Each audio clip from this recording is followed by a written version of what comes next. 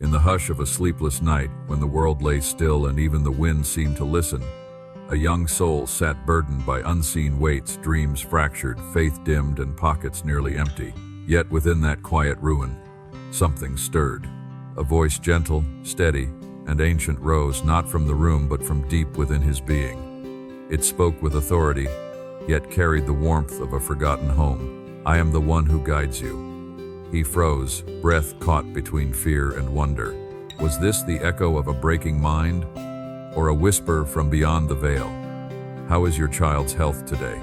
Please share in the comments so we can all pray for each other. The voice did not fade with the night. It lingered, as though etched into the quiet chambers of his soul. It spoke again, calm, unwavering, and filled with a certainty no human tongue could carry. It promised restoration where there had been loss, light where shadows had gathered, and a path forward where none could be seen. "Your life shall be remade," it whispered, "and the burdens you carry will not endure." He sat motionless, the weight of those words pressing against his reason. For a man shaped by hardship, promises were not easily trusted. He had learned, through bitter seasons, that hope often arrived clothed in illusion. And yet, there was something in this voice, something ancient, something pure that resisted dismissal. A quiet debate awakened within him. One side, sharpened by reality, warned him not to yield. Trust only what you can see, what you can prove. The other, softer but persistent, stirred with a fragile fire. What if this is the answer you have long sought? He did not surrender fully, nor did he turn away. Instead, he chose a narrow path between doubt and belief, a cautious acceptance, like a traveler stepping onto uncertain ground at dawn. If this voice spoke truth, it would reveal itself in time. If it deceived, he would endure, as he always had. Yet beneath that guarded resolve lay something deeper, something he could neither name nor deny, a quiet longing to believe. In the days that followed, the world did not change all at once, yet something within its ordinary rhythm began to shift. It was not thunder or fire, nor any spectacle that would command belief, but rather a quiet unfolding, subtle as dawn breaking through mist. A call he had long awaited came without warning, offering a path where none had been before. A burden that had weighed upon him for months eased with a simplicity that defied reason. Doors, once sealed, seemed now to yield at his approach. He took notice, though he spoke of it to no one. For a man tempered by struggle does not hastily name a miracle. He observed, he measured, he remembered. Yet each passing moment seemed to echo the promise spoken in that silent hour of the night. Still, his mind did not rest easily. Was this the hand of something unseen, guiding his steps with quiet precision?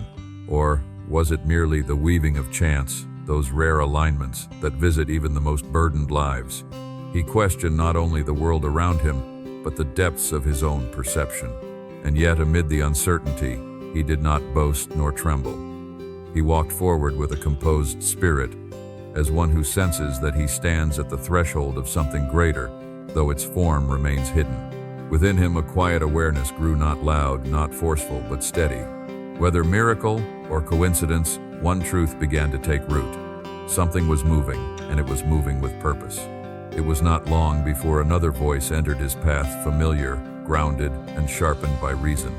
His companion, a man forged in the discipline of facts and hardened by the disappointments of life, listened in silence as the young seeker spoke of quiet shifts and unseen guidance. When he finished, the response came not with wonder, but with certainty. "This is nothing more than the mind seeking comfort," his friend said, his tone steady, almost surgical. "You are giving meaning to coincidence. There is no unseen hand, only patterns you wish to see." The words did not wound him, yet they did not pass without weight. For this was no stranger, but one who had walked beside him through seasons of hardship, one whose logic had once anchored him in storm. And so, he listened. A tension formed not of anger, but of opposing truths. One spoke of evidence, of what could be measured, proven, dissected. The other whispered of something beyond the grasp of instruments, something felt rather than seen. "Then explain this," the young man replied at last, his voice calm, yet carrying a quiet depth. "If it is an illusion, why does it bring order where there was none? Why does it speak with a clarity I have never known? His companion shook his head. Because the mind is powerful and dangerous when left unguarded, and there between them stood the ancient divide. Faith against reason, spirit against structure. Yet the young man did not raise his voice, nor did he retreat. He stood as one who had glimpsed a horizon unseen by others, uncertain still, yet unwilling to deny what stirred within him. The fall did not announce itself with thunder. It came quietly, like a blade drawn in the dark. What he had begun to rebuild was taken in a single turn of fate, resources lost through deceit, trust fractured by a familiar hand, and words of scorn cast upon his name before those who once honored him. The small light that had risen within him flickered beneath the weight of it all. He withdrew into silence, not out of weakness, but from a depth of contemplation few could endure. The voice that once spoke with such calm authority now seemed distant, as though veiled behind a horizon he could no longer reach. And in that stillness, a question arose, sharp, unrelenting, and ancient in its nature. If there is a guiding hand, why does it allow the righteous to fall? His mind, once steady, now stood divided. The promises he had heard echoed faintly against the evidence before him: loss, betrayal, humiliation. Even the memory of those quiet signs now felt uncertain, as though they belonged to another man, one less burdened, less aware of the world's cruelty. For a moment brief, yet profound, he stood at the edge of surrender. Not a surrender of life, but of belief itself. To release it would be easier, he knew, to return to a world governed only by what could be seen and counted, no mysteries, no expectations, no disappointment. Yet even in that shadowed hour, something within him did not break. It did not rise in triumph, nor speak in certainty, but it endured, silent and unyielding, like an ember refusing to die. Silence came, not the gentle quiet that restores the weary, but a vast and hollow stillness that seemed to swallow every trace of meaning. The voice, once steady as a hidden current beneath his thoughts, was gone. No whisper remained, no echo to follow. It was as though a door had closed without warning, leaving him alone in a chamber he did not recognize. He did not cry out. Such a man, tempered by trials, does not squander his strength in outward despair. Yet within him, a deep and unsettling emptiness began to spread. The certainty he had begun to gather unraveled, thread by thread, until even his own thoughts felt foreign. Days passed, though they carried no weight. Nights descended, though they brought no rest. He walked through the world as one suspended between presence and absence, alive, yet unanchored. It was then that the dreams began. At first, they came as fragments, images without order or explanation. A distant gate, vast and unmoving, standing alone beneath a sky neither light nor dark. A river flowing backward against its own current, silent yet relentless. A figure cloaked in shadow, neither approaching nor retreating, yet always near. These visions did not terrify him, but neither did they comfort. They lingered, pressing upon his mind with a quiet insistence. Soon the symbols began to follow him beyond sleep. The same patterns appeared where they should not, etched into passing moments, reflected in the smallest details of his waking life. A mark glimpsed in a stranger's gesture, a phrase overheard, repeated in places too distant to be chanced. Each occurrence stirred a recognition he could not explain, as though some unseen language sought to speak through repetition alone. He questioned himself with a discipline that bordered on severity. Is this the mind unraveling under strain, or is there something here that I have yet to understand? He neither embraced nor rejected these signs. Instead, he observed them, holding his ground as one who refuses both illusion and blind belief. Yet beneath that measured composure, the tension grew. For silence, when prolonged, becomes its own form of trial. Without the voice, there was no guidance, only the weight of interpretation. Every symbol demanded meaning, every dream invited doubt. Still, he did not abandon himself to confusion. There remained within him a quiet dignity, an unspoken resolve that refused to yield entirely to fear. If this silence was a test, he would endure it. If these visions held truth, it would reveal itself in time. And so he waited, not passively, but with a watchful spirit, standing at the edge of the unknown where meaning had yet to declare itself. The revelation did not arrive as a sudden blaze, but as a quiet alignment of all that had come before. the silence, the loss, the dreams that lingered like unfinished sentences each now stood before him, not as fragments of confusion, but as pieces of a design he had been too close to see. It was in the stillness of one early morning, as the first light pressed gently against the horizon, that understanding settled upon him, not forced, not argued, but known. The trials had not been without guidance. They had been the measure of it.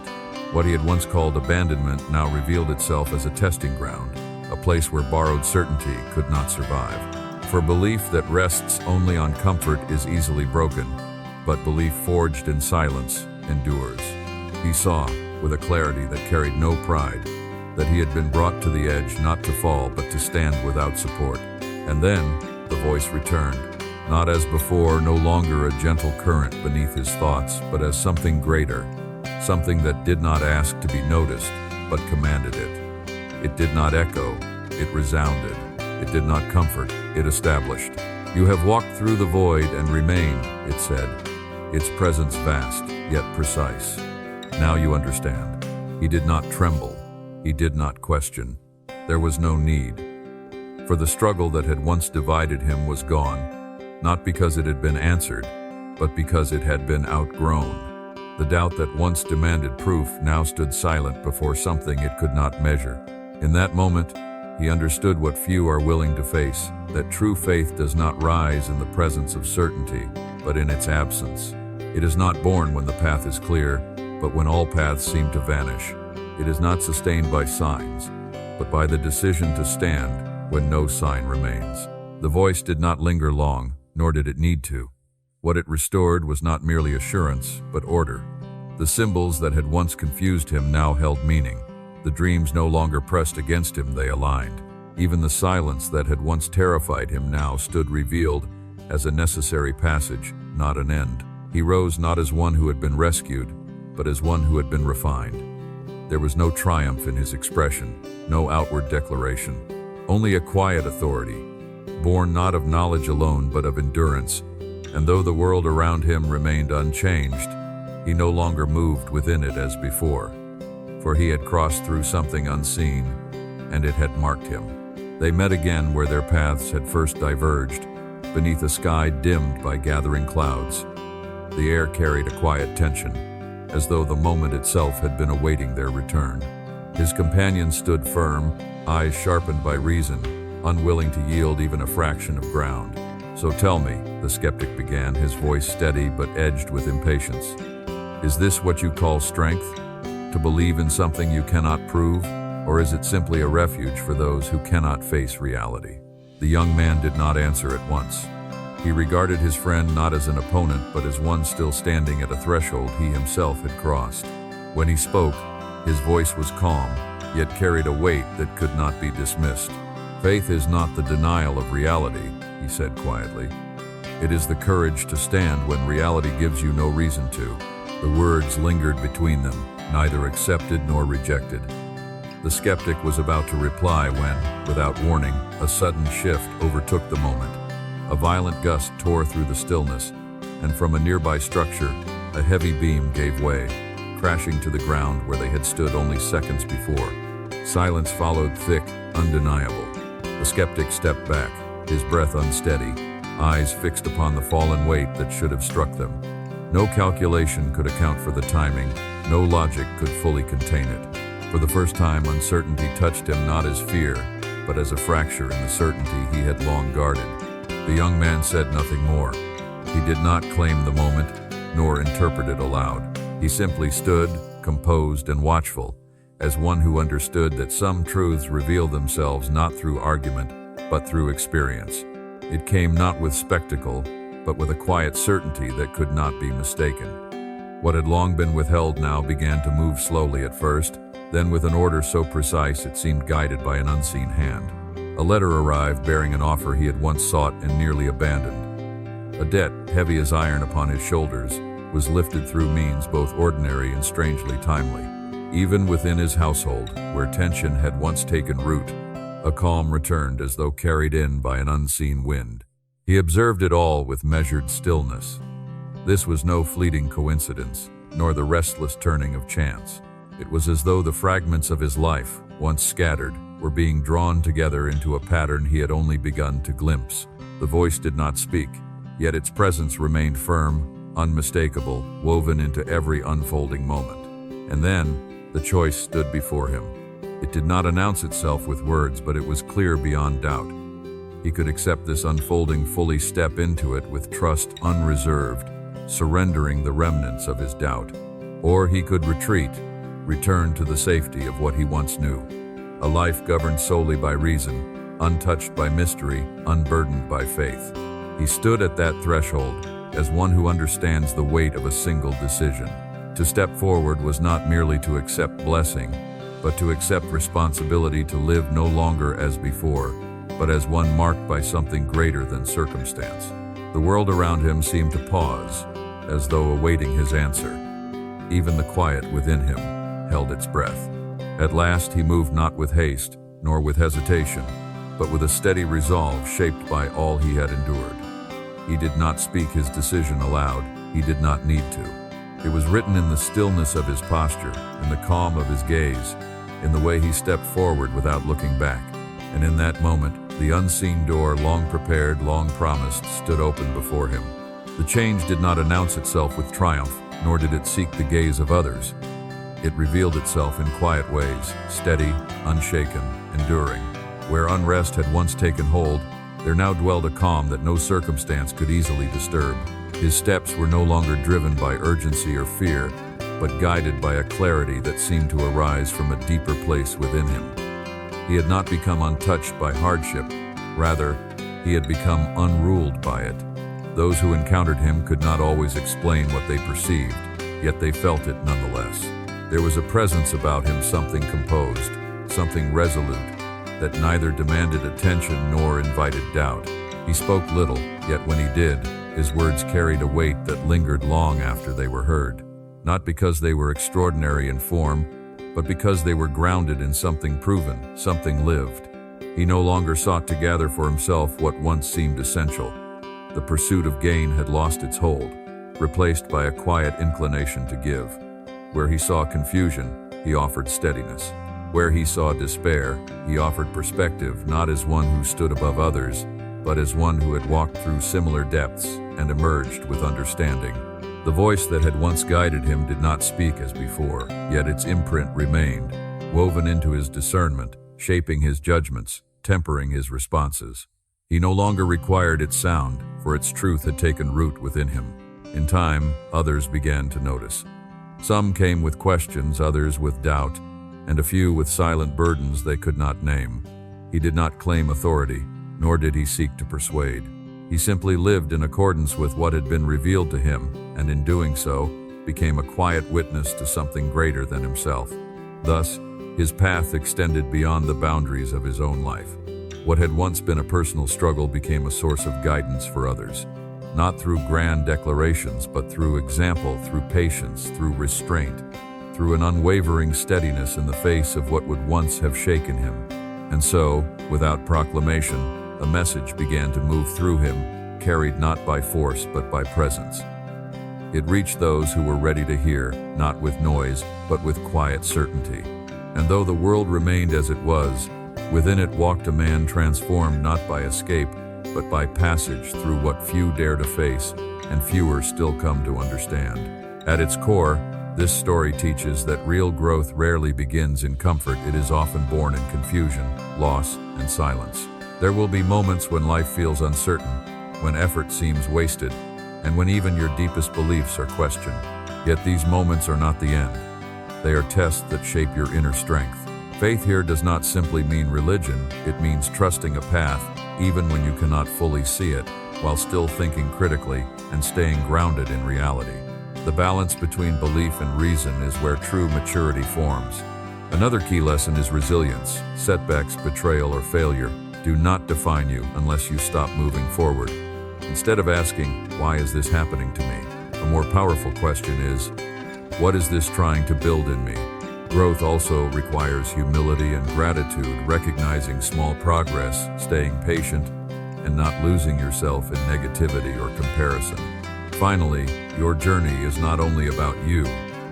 When you rise, you gain the ability to guide, support, and inspire others. Real success is not just overcoming struggles, but becoming someone who can light the way for those still walking through theirs. Thanks for watching. If you liked the video, please like and comment one if you find the story meaningful. Don't forget to subscribe to the channel to follow more similar stories. See you in the next part.